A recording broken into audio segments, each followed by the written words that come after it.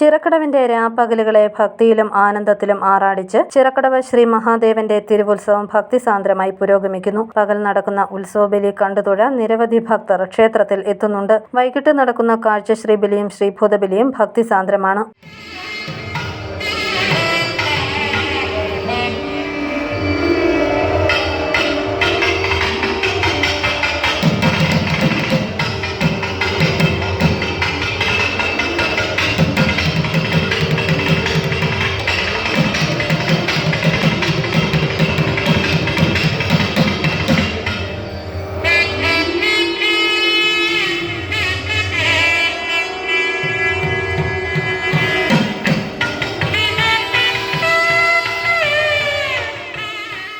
ദിവസവും കലാമണ്ഡപത്തിൽ ആസ്വാദകരുടെ കണ്ണും മനസ്സും നിറയ്ക്കുന്ന കലാപരിപാടികളും അരങ്ങേറുന്നു. ഗൗരി നന്ദന റോബിന്റെ ഭരതനാട്യവും ഹർഷൻ നായർ വണ്ടങ്കൽ അവതരിപ്പിച്ച സംഗീതാർച്ചനയും ആസ്വാദക ഹൃദയം കീഴടക്കി.